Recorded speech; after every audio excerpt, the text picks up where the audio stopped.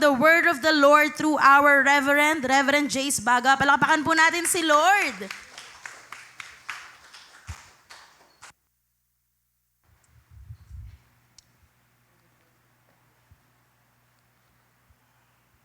Sige tayo ay manalangin. Aming Diyos na buhay at makapangyarihan sa lahat, patuloy namin pong naanyayahan ang iyong presensya sa aming kalagitnaan, sa aming mga buhay. Dalangin namin, Lord, ang iyong salita tunay na makapenetrate sa aming mga puso at isipan.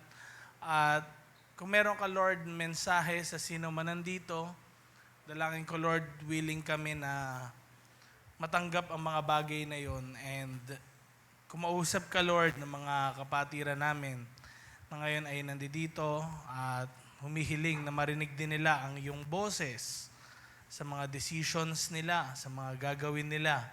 At dalangin namin, Panginoon, maghari ka sa aming mga buhay. Gamitin niyo po ako, Lord, bilang mouthpiece ninyo sa kanila at ganun din, Lord, talagang mabago ang buhay ng bawat isa sa amin ng iyong mga salita. In Jesus' name, amen and amen. Bago ka umupo, pwede bang i-high five mo naman yung mga katabi mo?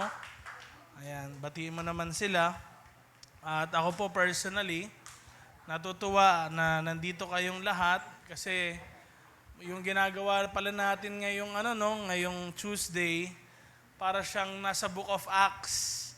Kasi meron na tayong worship, meron tayong word, may prayer, tapos meron ding kainan. Ayan, nakakatuwa, ano? Ang ating series every Tuesday ay tungkol po sa unseen realm. Medyo magtatagal po tayo dito sa unseen realm dahil ito po yung series natin about the prophetic and ganun din naman yung mga naging introduction natin ng last weeks tungkol sa the spirits around us. Meron palang evil and good spirits. At napaka-importante rin malaman natin, next slide please, ang tungkol sa boses ng Diyos na ang Diyos pala ay kumakausap sa buhay ng bawat isa sa atin kahit sa kapanahunan na ito. Sabi nga sa John chapter 10 verse 27, nung nakaraan po natin na napag-usapan, at gusto ko lang ito daanan natin para ma-refresh sa inyong mga isipan dahil pwedeng sa dinami-dami ng marami nating pinagdaanan ngayong linggo, ang daming voices, voice ng boss mo, voice ng teacher mo, voice ng kaibigan mo, ang dami mo rin kasing in-scroll, pwedeng nakalimutan na rin natin ang mga bagay na ito, pero gusto kong i-refresh sa inyo so that our faith can be stronger. Amen? Kasi when we hear the Word of God, mas lalong tumatatag ang ating pananampalataya. Ang sabi, my sheep hear my voice, and I know them, and they follow me. Ang mga tagasunod talaga ni Jesus, ng ating Panginoong Jesus, naririnig ang tinig ng Diyos. Alam nila kung ano ang galing sa Diyos at hindi. Kaya kailangan natin mag-ingat kasi sometimes pwedeng ang nasa harapan natin hindi naman tumatawag sa atin pero nagpapakita, nag-a-appear. Bakit? Kasi si Satan, mga kapatid, next slide, sa 2 Corinthians chapter 11 verse 14, binalaan ni Apostle Paul ang mga taga-Korinto that Satan even disguises himself as an angel of light. Pwede palang maganda yung nakikita natin. Pwede rin maganda yung mga comments na naririnig natin. Pwedeng maganda yung nangyayari sa buhay natin, pero hindi pala galing sa Diyos. Pwedeng may nagsabing, nakita ko yung anghel, dinalaw ako sa bahay ko, puting-puti.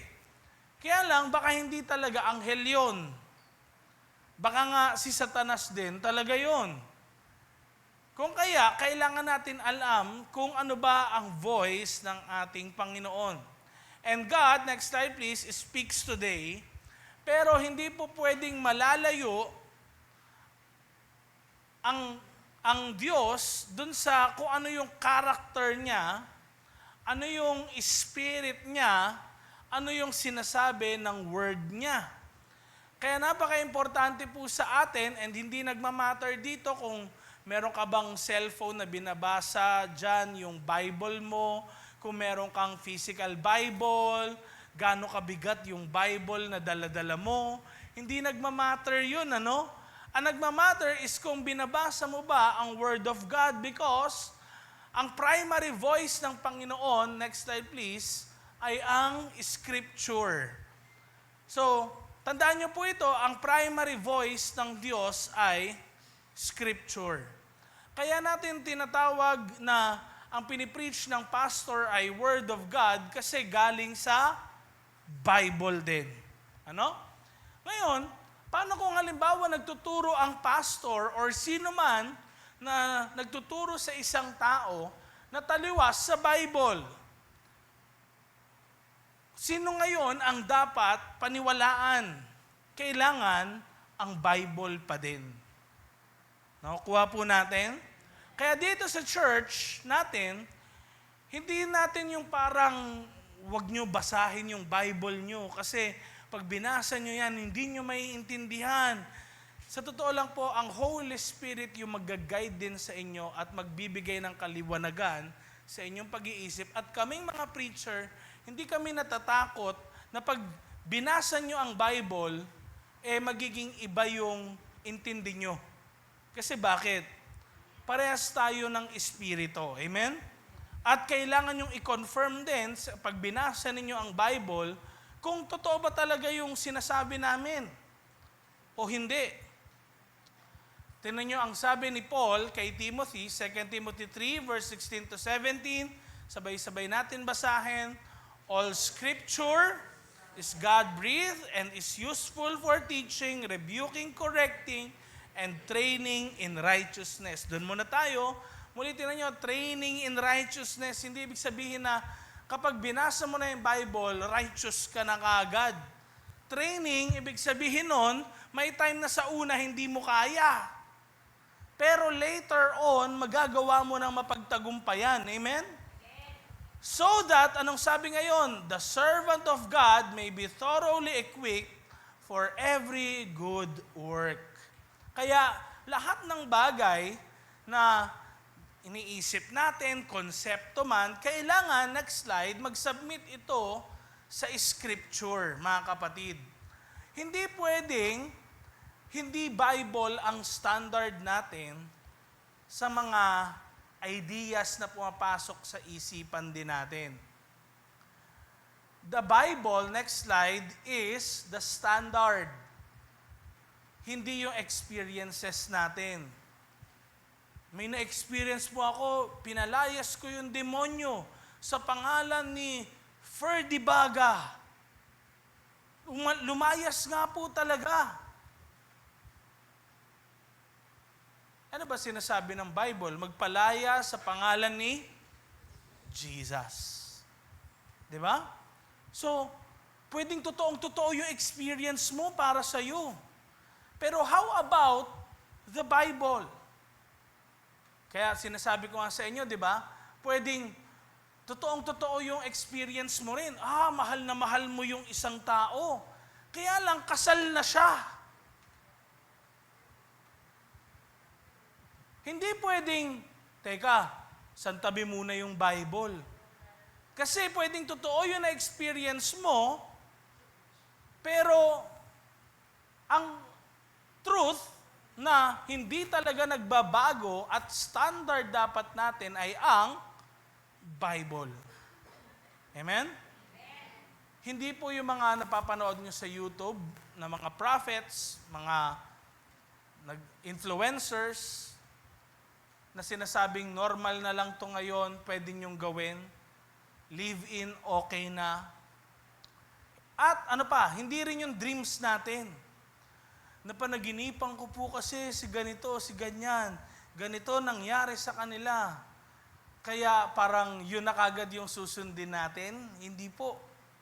Hindi porkit kinilabutan ka, yun na kagad yung totoo. No? Hindi porket may miracle, sa Diyos na agad. Kaya kailangan natin tumingin tayo sa Bible. And pangalawa, God leads through the Holy Spirit. Hindi enough yung feelings mo. Feel ko, ganito. No? Kailangan natin ng Holy Spirit because the Holy Spirit is our guide. Yan ang sabi ng Bible. Kung ang Holy Spirit ang guide natin, siya yung nangungunvict sa puso mo.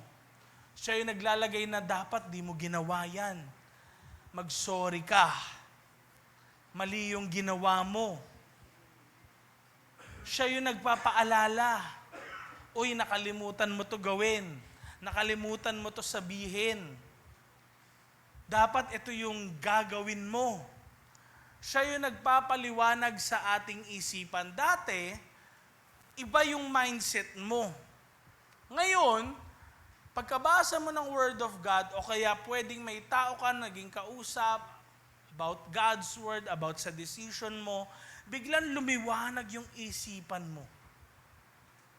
Kaya, next slide, ang nag-guide, ang Holy Spirit. Pero, gumagamit din siya ng iba't ibang kaparaanan. Scripture, nababasa mo sa Bible. Impression, nafe-feel mo lang sa heart mo.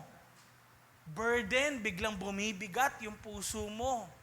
Wise counsel, meron kang nilapitang mga tao na alam mong wala naman silang mabe-benefit sa'yo. O kaya hindi ka naman nila talaga lubusang kilala. No?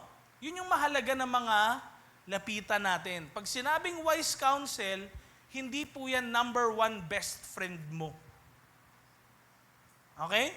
Malinaw po yun? Pag sinabing wise counsel, hindi agad yan, yun agad. Okay? Yung kampi sa'yo.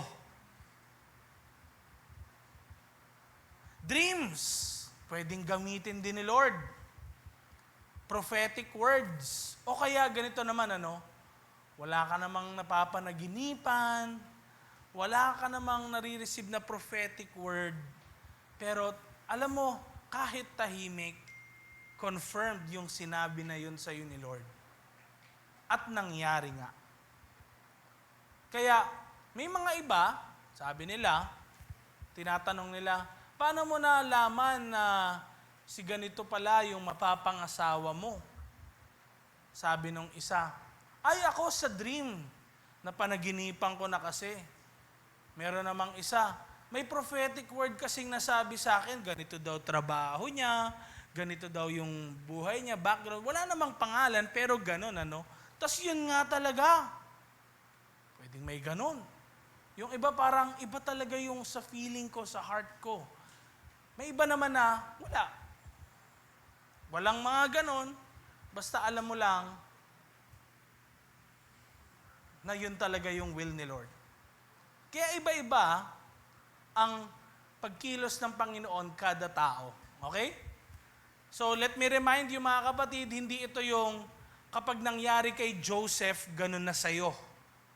Okay? Halimbawa, nangyari kay Joseph na kita niya sa dream, lumuhod sa kanya mga kapatid niya. Ako rin, pag nanaginip, totoo na rin pag nanaginip. Hindi po ganon. Kasi, una sa lahat, hindi ikaw si Joseph. Pangalawa, ibang context mo ngayon. Naintindihan po natin? Kaya, huwag nyo agad lalagay sarili nyo, sa Bible, nanaginip ka lang, or minsan may na-interpret ka lang na dream isang beses, feeling mo kaagad, ikaw na si Daniel sa interpretation ng dream. No? Kaya hindi ito pare-parehas sa bawat mananampalataya. Dapat lahat ay i-test. Subukan.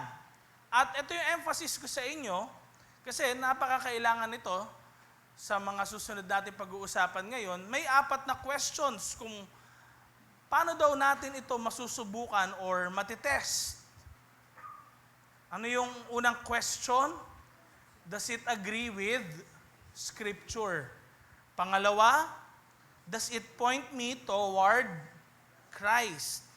Pangatlo, what fruit does it produce? At pang-apat, is it confirmed by wise believers? Balikan muna natin. Halimbawa, question number 1.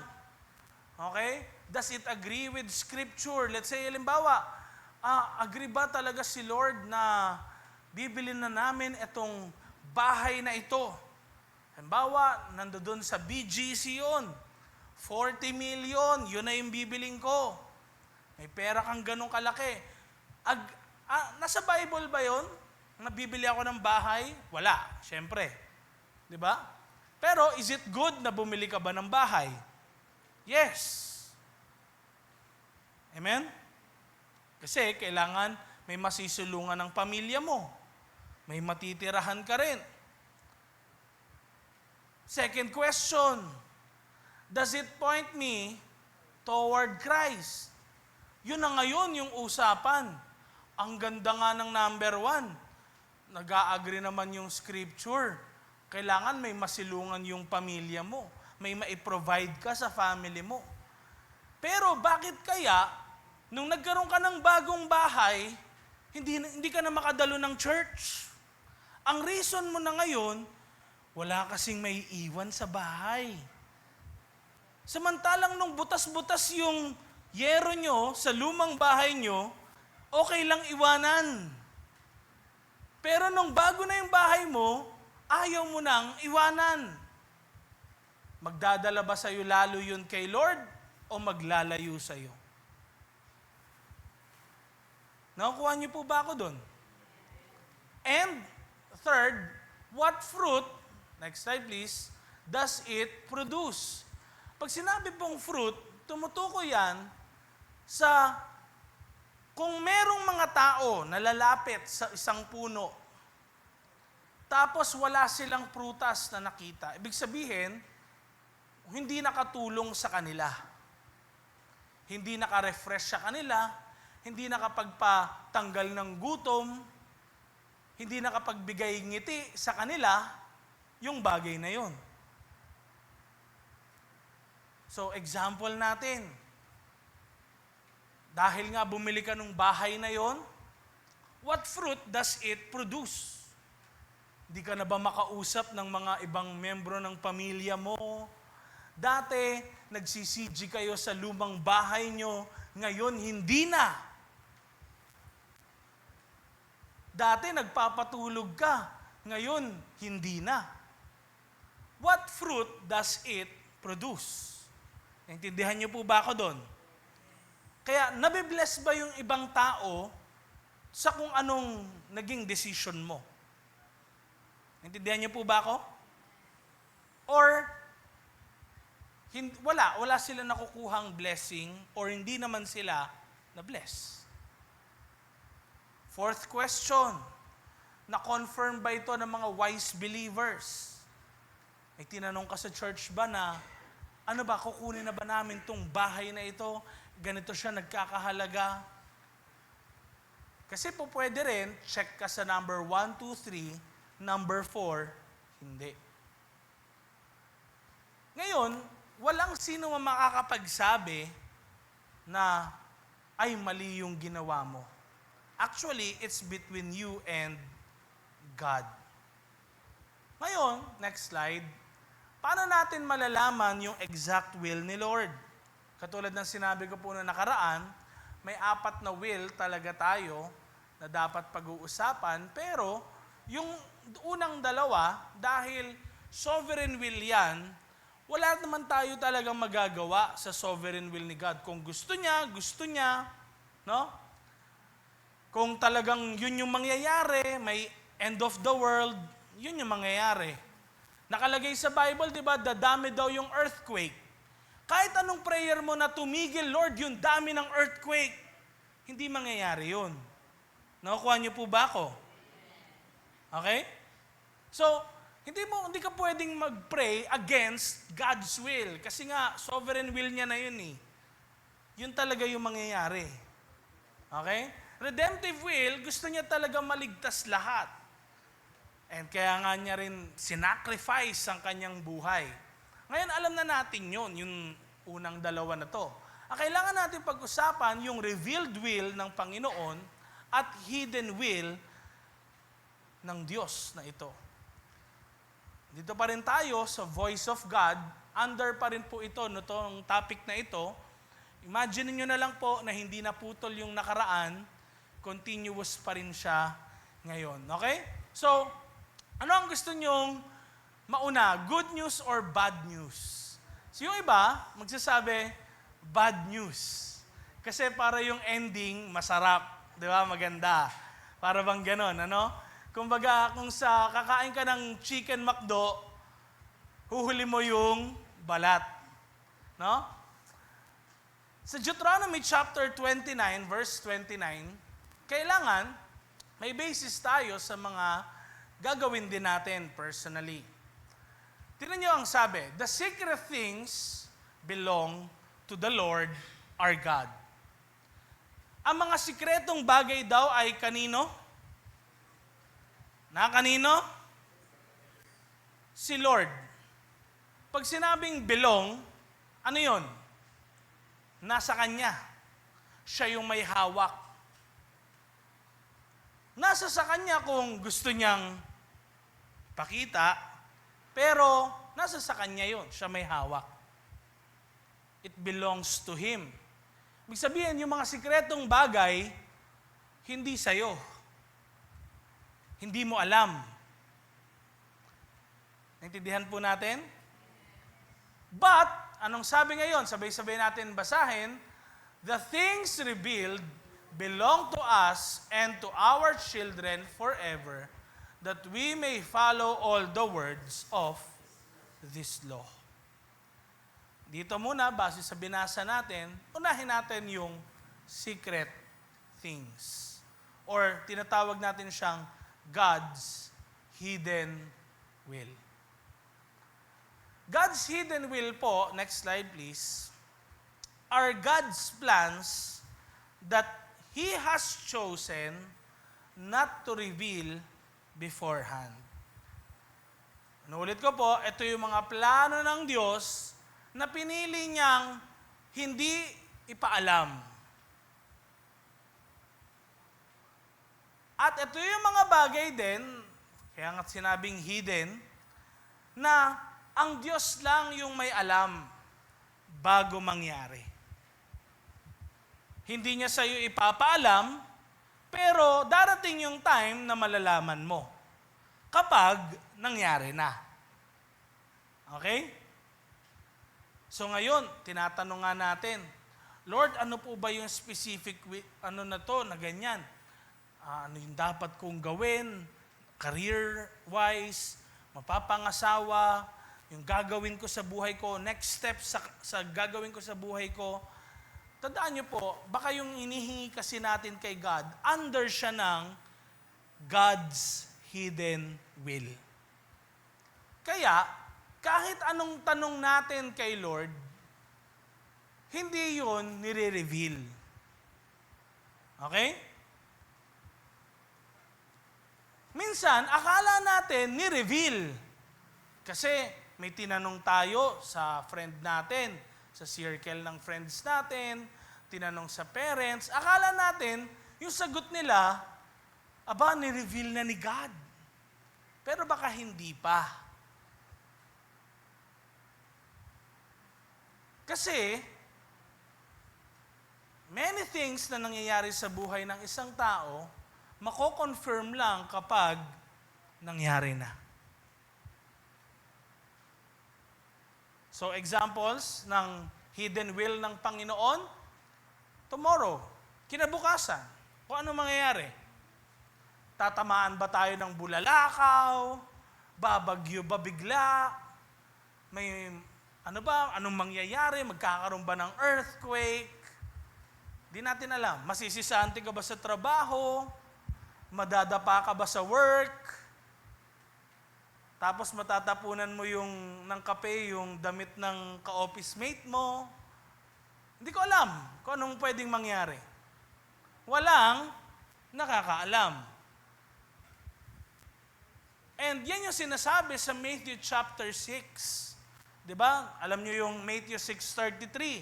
Seek ye first the kingdom of God. Pero alam niyo, napakaganda ng verse na yun. Bakit yun sinabi? Pag binasa niyo yung buong context ng Matthew chapter 6, sabi doon, do not worry about what you will eat, drink, anong susuotin mo, or anything about tomorrow. Let tomorrow worry about itself. So, may mga pinili ang Diyos na hindi mo na kailangan malaman. Imaginein mo tingin ko magkakaroon ng information overload ang bawat isa sa atin kung alam natin ang every detail na mangyayari sa buhay natin.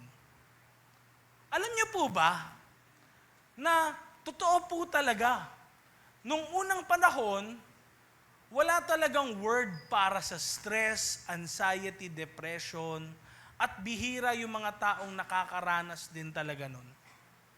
Kaya lang daw talaga nadagdagan, sabi ng mga studies, ay dahil din sa advent ng technology. Bakit? Kasi sa screen time pa lang natin, ang daming information nating nakikita, nababasa.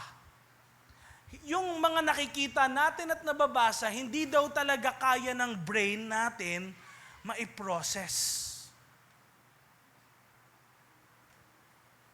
Sa dinami-dami ng information nakita natin, nabasa natin, tignan nyo, ilan doon yung natatandaan mo hanggang ngayon? Halos wala, di ba? Pero parang may konti-konti lang. Kung saan ka lang natawa, yun lang yung maaalala mo. Nakita nyo ngayon? Kaya ang attention span na time ng isang tao, paikli ng paikli. Kaya pumatok ang TikTok nitong pandemic dahil sa 30 seconds lang. 1 minute lang. 2 minutes lang, 3 minutes lang. So, kung alam na natin yung tomorrow, mahirapan tayong i-process ang mga bagay-bagay. Ano pa? Exact timing ng pagbalik ni Christ. Merong ganyan last year, September 23. Isang prophet daw siya sa Nigeria. Nagsabi, babalik na si Lord. September 23, Feast of Tabernacles. At September 23, hindi dumating. Na-move daw. November na daw, November 8. Marami nang nagbigay ng ng pera nila. Tapos, wala pa rin. Future events. Sabi, mangyayari daw ulit yung nangyari nung flood ni Noah. Kaya yung isang pastor sa Ghana nagpatayo ng Noah's Ark. Alam niyo ba yon? 8 Noah's Ark yung pinatayo, tapos numingi siya ng mga donations. Ito namang mga tao sa Ghana, ang daming mga ari-arian, pinagbebenta, tapos binigay na lang doon sa pastor yung pera. Kasi, iniisip nila, darating na nga si Lord. At totoo yung sinasabi nitong tao na ito. Pero nakalagay sa Bible, di ba, hindi na nga daw, kaya may rainbow kasi hindi na ulit gugunawin ni Lord ang mundo sa pamamagitan ng flood. Ano na? Apoy. Ba't natin papaniwalaan yung nagsasabi na magkakaroon daw ng baha ulit?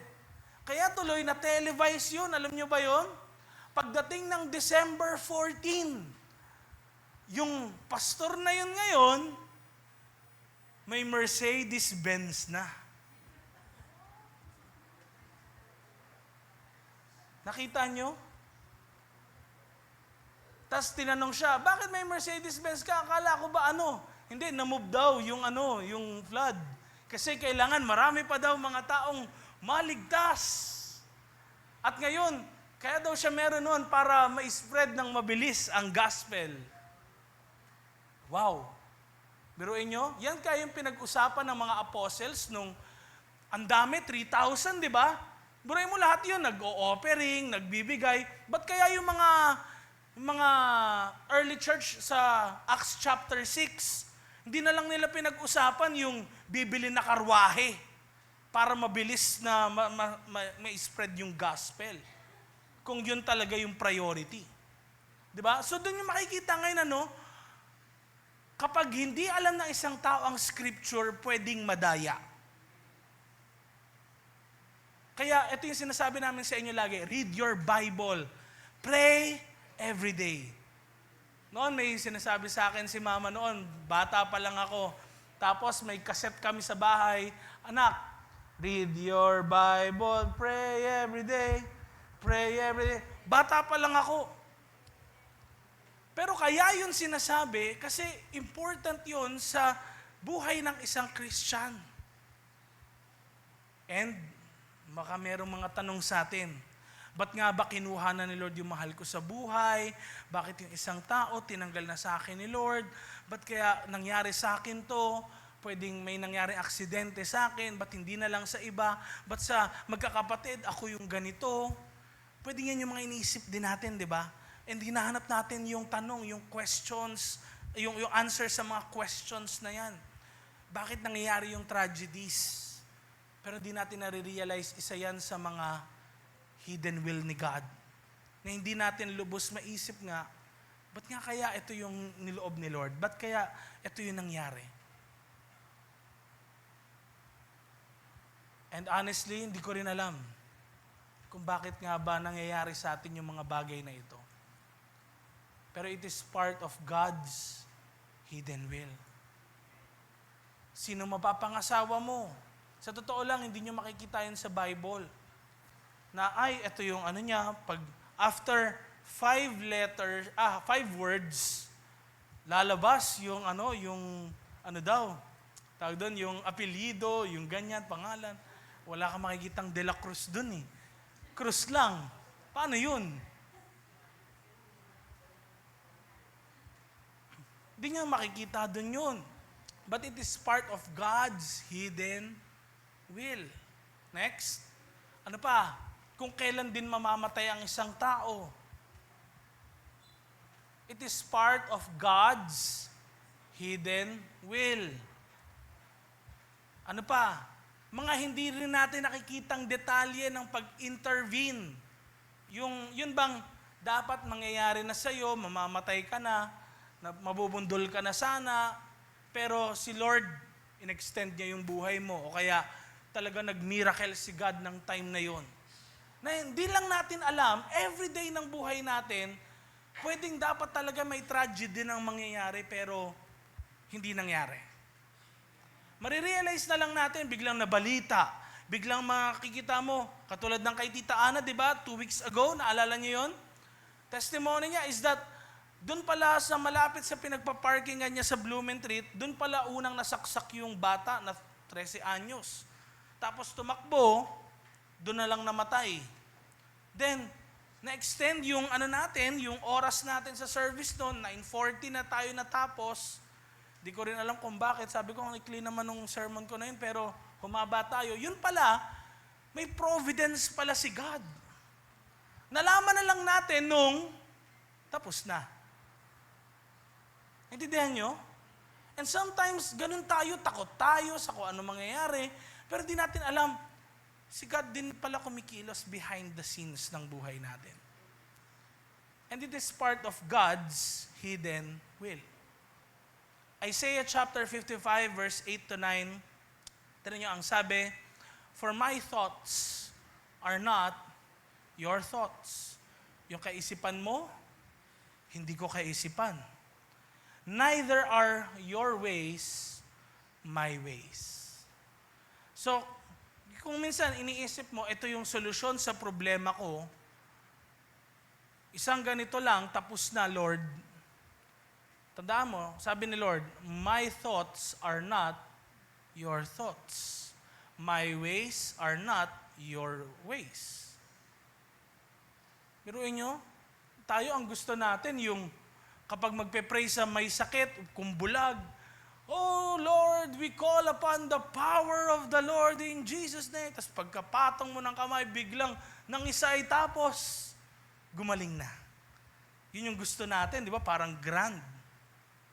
Pero ginawa ni Jesus, kumuha ng buhangin, dinuraan, nilagay sa mata, gumaling. Isang may ketong, pinalublob niya 7 times. 2 Kings chapter 4. Di ba? Tingnan nyo, no? Kakaiba. Pag tinignan nyo how God made a miracle sa Bible, iba-ibang klase. Because, sabi ni God, my thoughts are not your thoughts. My ways are not your ways. Noon, 1900s, meron akong nalaman na isang nagpe-pray sa may sakit. Kakaiba naman siya. Pag may sakit, kung saan daw yung may sakit, sinusuntok niya. Halimbawa, masakit yung ano mo, yung ngipin mo, di nasasakit yan. Biglang sinapak na ganun. My thoughts are not your thoughts. Your ways are not my ways. And then, sa totoo lang doon ko nakita, sabi ko, God really works in different ways. Amen? Pero, si God is the same God na nagpapagaling. He is the same God na gumagawa ng miracles.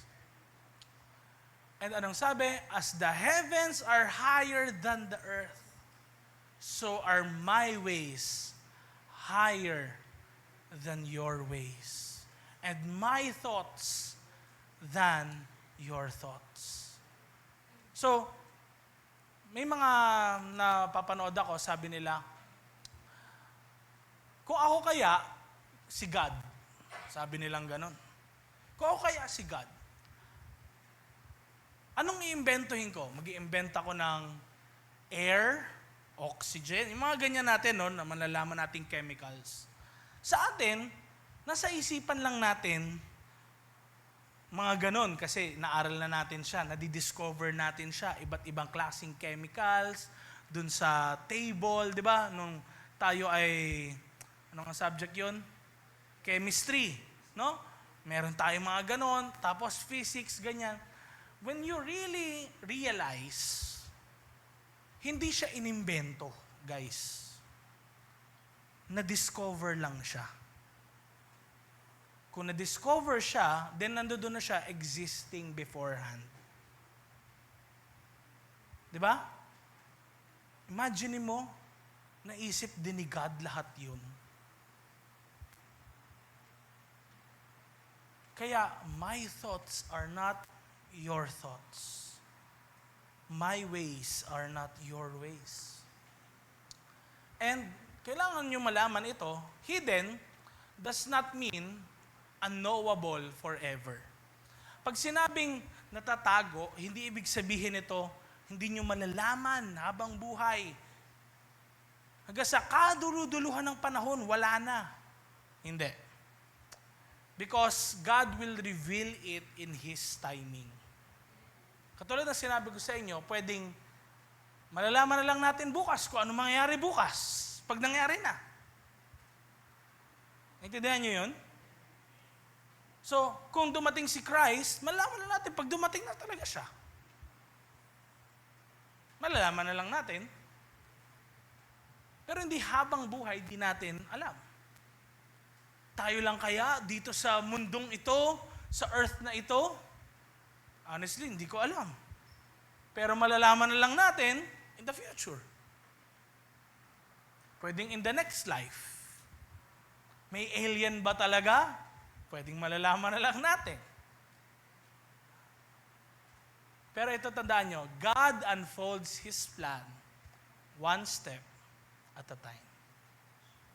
Parang ano ba, nagdadrive ako, gabing-gabi noon, galing kami sa kasalan sa Pangasinan ni Bishop Ferdy. Alam niyo dun sa SCTEX tsaka TPLEX na mahabang highway pagpapunta ka ng Baguio. Kami naman pauwi at that time. Gabing-gabi talaga. Alam niyo yung madilim na madilim talaga as in pitch black. Wala kasing ilaw dun. Tapos, yung alam niyo yung sakop lang na ilaw ng isang sasakyan, hindi yung talagang kaduluduluhan. Yung meron lang talaga siyang hangganan. No? Actually, yung naiisip lang natin, parang ganun lang din. Hindi yun abot hanggang dulo talaga. Pero si God, because He is almighty, all-powerful, all-knowing, alam niya lahat. Tayo, ako, nung time na yun, nagdadrive ako, sinusundan ko lang yung daanan. Sabi, dito daw dumaan, nakikita ko, kumakanan yung daanan, sinusundan ko lang. Kumakaliwa naman, sinusundan ko lang. Pero, after nun, nakalabas na kami, nakarating ng bahay. Sometimes hidden, di natin alam, pero later on, one step at a time, God will unfold His plan. Ngayon, ang problema ito, marami daw sa atin, next slide, obsessed sa hidden will ng Diyos. Ito yung obsession natin. Parang gustong-gusto natin talaga. Yan yung laging tinatanong mo kay Bishop, sinesearch mo sa Google, minsan tinatype mo pa sa ChatGPT, sa AI, anong sagot sa mga tanong mo na yan. Meanwhile, obsessed ka dun sa hidden will, ini-ignore naman natin yung ano na yung ni-reveal niya na dapat mong gawin. Kasi po pwede palang ganun. Gustong-gusto mo ng hidden will, ayaw mo naman ng revealed will. And alam niyo po ba, next slide, kaya yun revealed because God's revealed will matters more than His hidden will. Mas importante po yung kung ano yung pinaalam sa atin ng Diyos kesa sa hindi niya pinaalam sa atin. Alam niyo po ba yon? Mas importante ito. Bakit? Next slide please. God's revealed will can be found in the scriptures. Ang revealed will, pinahayag ng Panginoon ay makikita mo sa scriptures. Deuteronomy 29:29 na binasa natin kanina. Balikan nga natin yon. Ano yung sabi? Tignan nyo ha. Sabi, the secret things belong to the Lord. The things revealed, ano daw? Belong to us, sa amin yun. At sa mga anak namin. Tignan nyo yung bandang dulo, no? That we may follow all the words of, ano daw? This law. So yung Torah, yung Genesis, Exodus, Leviticus, Numbers, Deuteronomy at that time nila, no? Na ang nireveal ni God sa amin, ito. Na ito yung dapat namin gawin. Ito yung dapat namin pagtuunan ng pansin. Kaya, tingnan nyo, no? Minsan, inaalam natin, okay, sino ba yung mapapangasawa ko? Meanwhile, ikaw, kung sino-sinong babae o lalaki yung nakakasex mo na hindi pa kayo kasal. Ganun nangyayari sa iba't ibang mga churches ngayon. Sa maraming Christians ngayon. Inaalam mo kung ano yung hidden will ni God, samantalang yung revealed will niya, hindi mo naman sinusunod. Kaya yun yung malaking problem. Kasi yung revealed will, ito yung alam ng Diyos na kailangan mo ngayon. Para bang ganito yan, ano? Pastor, sino ba mga pangasawa ko? Actually, lahat naman ng babae o lalaki, kung ikaw ay, kung ano man yung gender mo na opposite, lahat naman sila pwede. Ang problema, ikaw ba? Will you be, kung lalaki ka, a priest, provider, protector sa family mo? Kung ikaw ay babae, will you also submit din sa husband mo and magiging talagang ilaw ka ng tahanan that will guide yung mga anak ninyo? Proverbs 31 nga na wife. So, doon natin makikita, hindi nagmamatter kung sino pala talaga, pero kung ano ba yung sinabi ni Lord na dapat kong gawin. Amen? Na ngayon, habang minamahal mo si Lord ng buong puso mo, binabago niya naman kung ano yung gusto mo para i-match yung plano niya sa buhay mo. Kaya, characteristics of God's revealed will, una, objective ito. Ibig sabihin, the Bible itself, yung scriptures na binabasa natin, wala siyang bias. Hindi ito makababae, makalalaki, makamabubuting tao lang. It's actually the truth. Siya yung trendsetter, siya yung standard. Objective. Written, nasusulat, nababasa. Universal, unchanging, hindi nagbabago. Hindi pwedeng ang thou shall not kill or murder applicable lang sa Philippines. Tapos pagdating sa Amerika, hindi na. Kasi bakit? We are created in the image of God. Amen? Amen ba yun? Applicable siya sa lahat.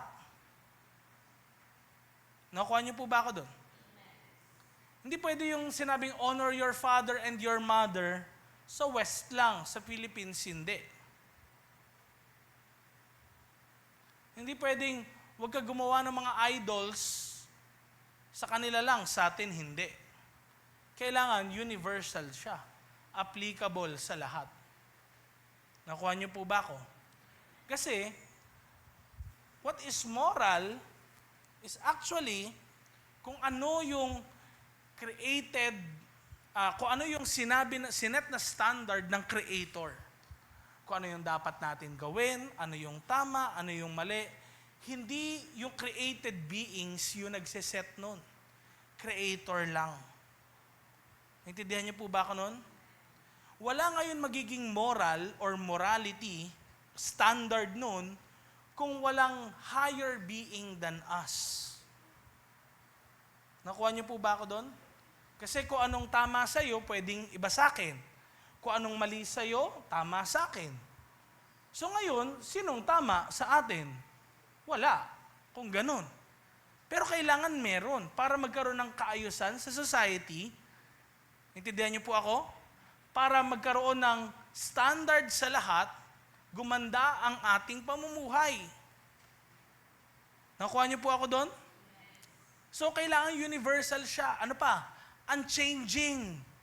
Hindi pwedeng, 21st century na kasi. Laos na yan, 2,000 years ago na yan.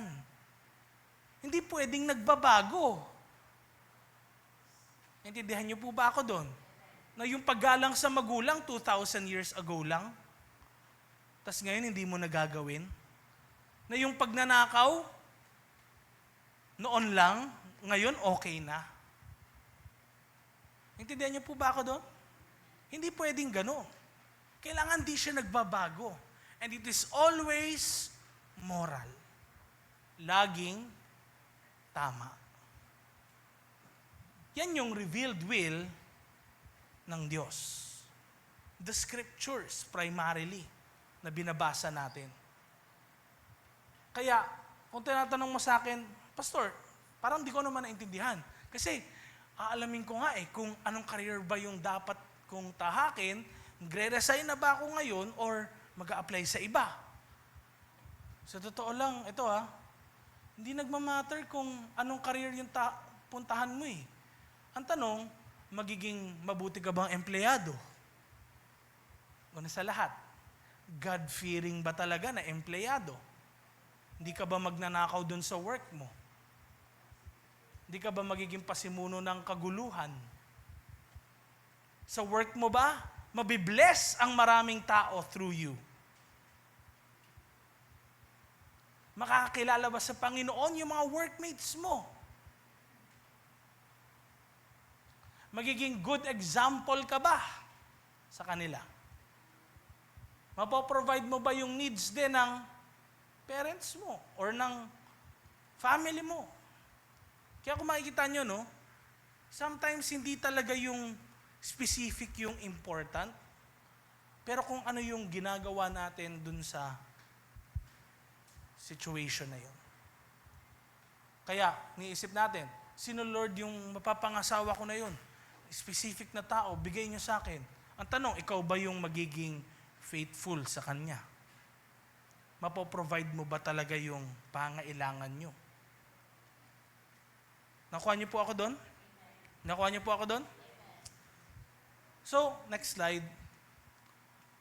Kaya kapag tinanong niyo po ako, ayan sabi delight yourself in the Lord, and He will give you the desires of your heart. Pag tinignan niyo yan maigi, actually, yung delight, yung word na yon, marami, yan yung life verse nila.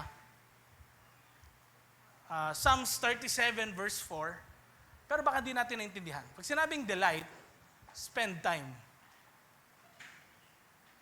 Magbigay ka ng panahon sa Panginoon. And, tinan nyo nakalagay, He will give you the desires of your heart. Actually, hindi yun yung may desire ka na before, tapos yun pa rin nung nag-spend time ka with God. Actually, ito yung sinasabi ko sa inyo. Nagbabago ngayon kung ano yung gusto mo base sa gusto ng Diyos. Next slide, please. So, next slide.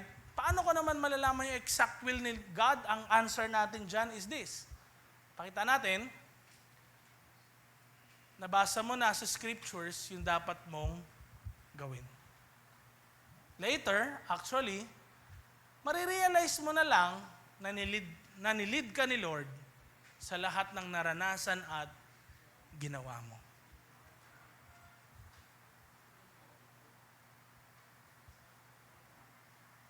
Kaya, may narinig akong testimony, isang lalaki, sa social media. Sabi niya, ilang beses na daw siya nag-cheat sa wife niya. Pero nandoon pa rin daw siya, yung wife niya sa kanya. Tapos, dinala siya sa church, nakilala niya si Lord, di na siya nag-cheat. Dati ayaw niya daw yung asawa niya. Doon niya lang na-realize na dinala pala talaga yung asawa niya sa kanya, yun, para talagang mabago yung buhay niya. Now, hindi lahat ganun. Diba? Sino dito ang gustong maloko? Ayaw natin. Amen? Pero may mga taong nilalagay si Lord sa ganun. And later on, we will realize, kaya pala ganun. Kasi, okay? Nare-realize nyo ngayon? Kaya may mga instances sa buhay natin na ganyan. May iba, okay yung marriage nila, praise God. May iba, hindi talaga. Sa Bible na nga lang Tingnan nyo, no?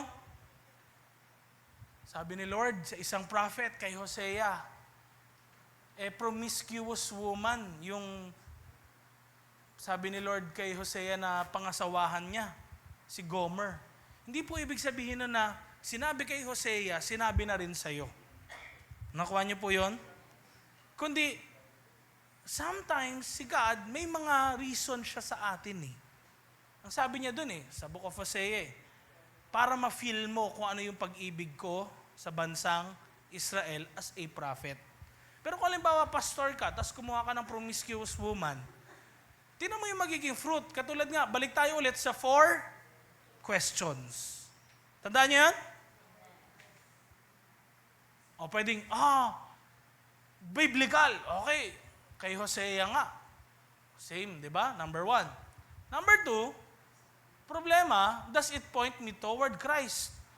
Dahil ba nung kumuha ko nito, talaga bang dinadala ko siya kay Lord? Or nagiging on fire ba ako sa paglilingkod sa Panginoon? O nawala na ako sa paglilingkod? Gumive up na lang ako. Si Hosea kasi hindi. Next.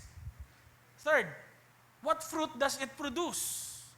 Kung pastor ka, tas kukuha ka ng gano'n na mapapangasawa, matutuwa kaya yung congregation? Mabibless kaya sila na, good example yung pastor namin. Iba yung context. You see? Kasi si Hosea, prophet siya sa isang lugar at that time. At specifically, message yun ni Lord sa kanya. Intindihan natin? Kaya, pwede, no, sa questions na ito, may mag-fail. And sometimes, hindi lahat talaga tayo pare-parehas ng dadaanan sa buhay. But know, na kung ikaw talaga susunod kay Lord, sa revealed will niya, ililid ka niya para mangyari yung hidden will niya. Amen? Kaya, next slide. Paano naman si God sumasagot ng mga prayers tsaka nagpapagaling? Sometimes ganito. Number 1, pakita natin, instant answer. Instant kagad yung miracle. Pag lumapit ka, Lord, ano po yung sagot sa prayer ko na ito? Ano ba yung ganito? Bigla kagad. O kaya may pinag-pray ka isang tao, bigla kagad gumaling. So, sample mo, no? Sa katabi mo. Sabihin mo kakalabitin mo, 1, 2, 3, go! Gising. Oh. Di ba? Instant answer, bigla talaga nagising. Parang ganun, nung nag-pray ka in Jesus' name, bigla kaagad gumaling. Pero aminin ho natin, next slide, ito yung gusto natin lagi mangyari, pero hindi ito yung laging nangyayari. Amen? Hindi yan lagi yung nangyayari. Actually, pag tinignan nyo, yung mga miracles din ni Jesus, totoo marami naman siyang miracles. Pero sa totoo lang, pag binilang nyo yung miracle ni Jesus, hindi naman siya yung 1,000 plus na nasulat Di ba? Yung mga instants. Kahit din sa Bible pag tinignan nyo, yung mga instants. Well, yung 7 beses na lublob, hindi pa rin naman instant yun Next slide. Kasi bakit? Sometimes, or oftentimes, madalas daw, gradual or process yung healing. Ito sometimes yung prayer din natin, hindi agad sinasagot ni Lord, gradual siya, unti-unti. Or merong process na kailangan pagdaanan. Sa answered prayers, next slide, ang sagot ni God sa mga panalangin natin, madalas, conditional. Conditional. Nung sina Joshua sa Bible ay lalaban sa Jericho, may nakita siyang isang soldier, commander of the army of the heavenly host. Ang sabi niya,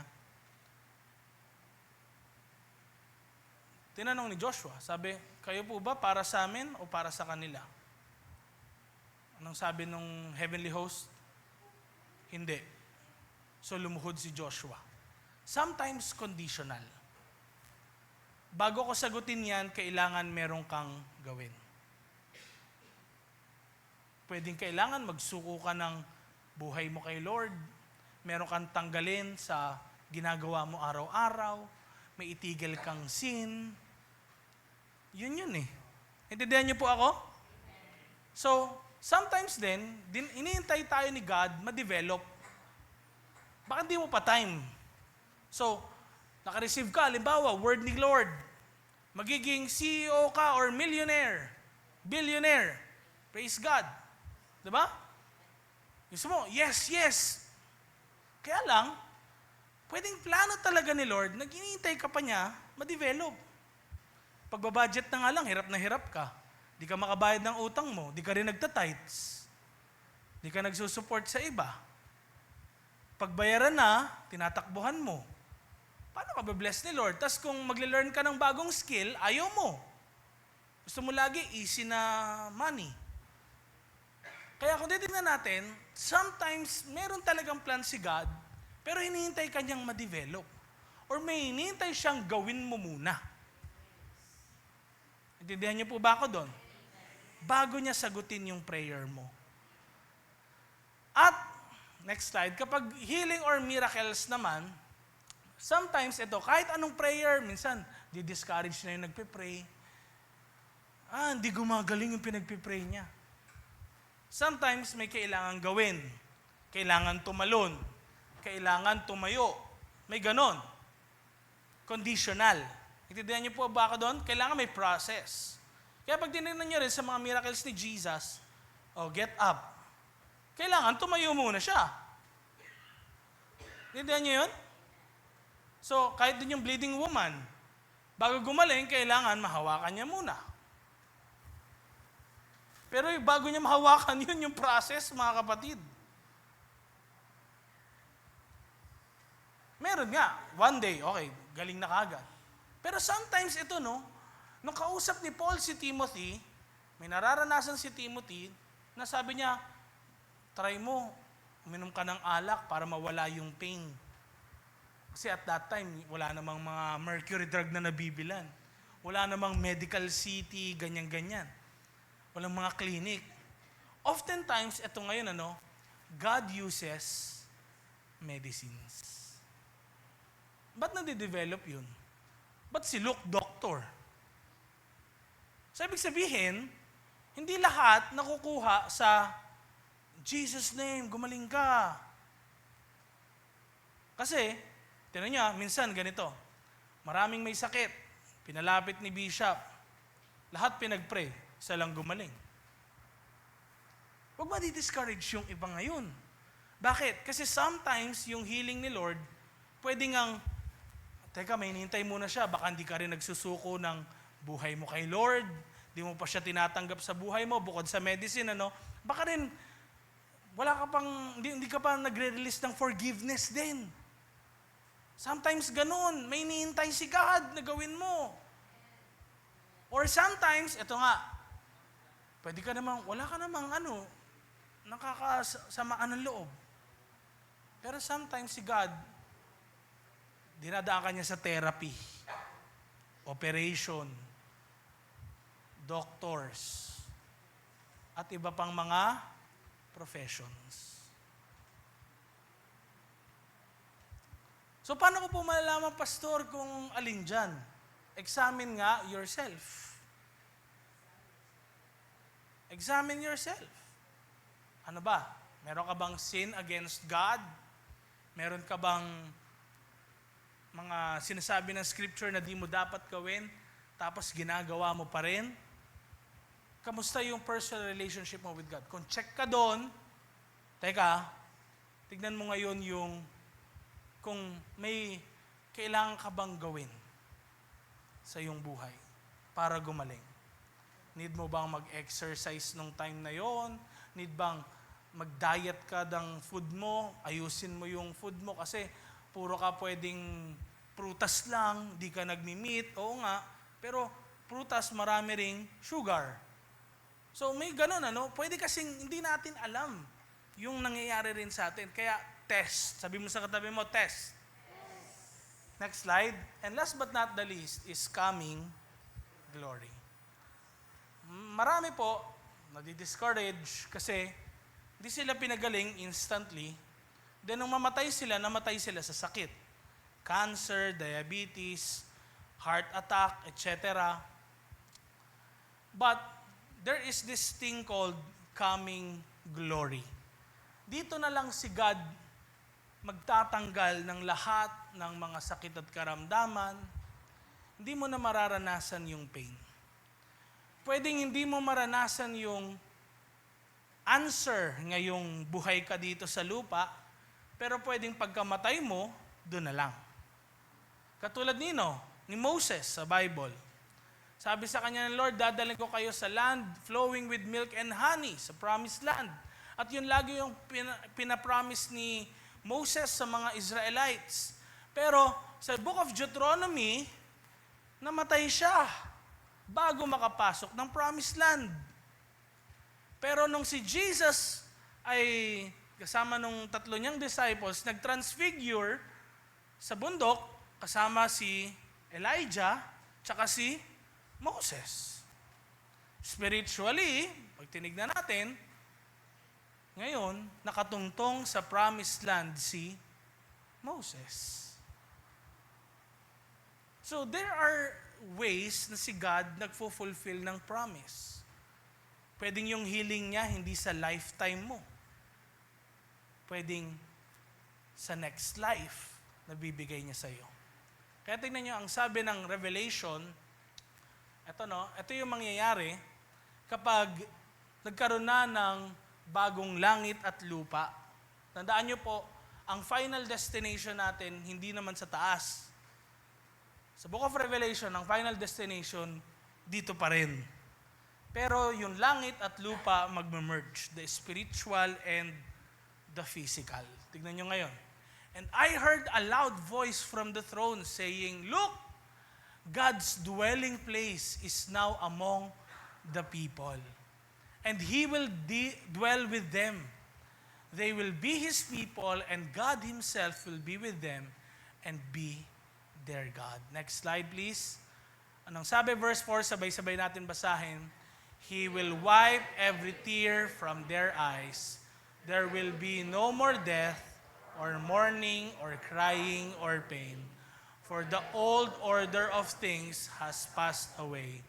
He who was seated on the throne said, "I am making everything new." So kung dati may creation si God, ito yun, pagdating niya at pag-establish ng kaharian niya dito sa lupa, may bago na naman na order ng bagay. Kung dito, namamatay ang mga tao sa katandaan, sa sakit at karamdaman, ito rin yung nakalagay, the old order of things has passed away. So magkakaroon pala ng pagbabago. Amen? Next slide please. Kaya madalas ang pinakamalaking hadlang para daw hindi natin marinig ang tinig ng Diyos ay ganito. Nakapag-decide na daw kasi tayo kung anong sagot ang gusto nating matanggap. Di ba? Minsan, nasa isipan mo na agad, ano yung gusto mo mangyari? Tapos pag hindi mo nagustuhan yung gusto ni God, gagalit ka, tatampo ka, di ka dadalo, wala kang kakausapin. Next slide please. Kaya sometimes sinihide niya sa atin yung mga bagay na ito. Tinatanong niya kasi, am I willing to obey even if the answer is different from what I want? Willing ka pa rin bang sumunod kahit iba yung sagot niya sa gusto mo? Amen? Dito nagtatapos yung ating lesson sa Voice of God. Kaya sometimes ganun eh. Di nire-reveal ni God kung ano or sino or ano yung dapat gawin. Kasi pag sinabi niya sa'yo, baka di mo gawin.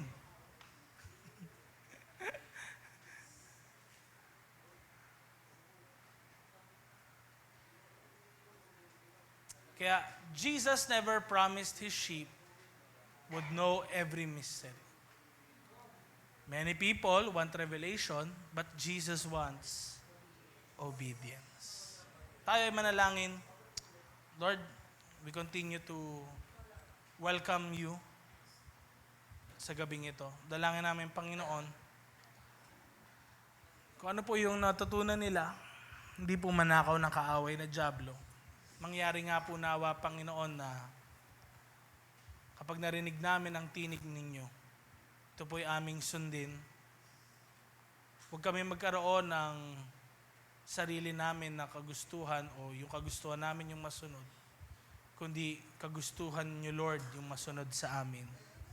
Tulad ng sabi mo, let your will be done on earth as it is in heaven.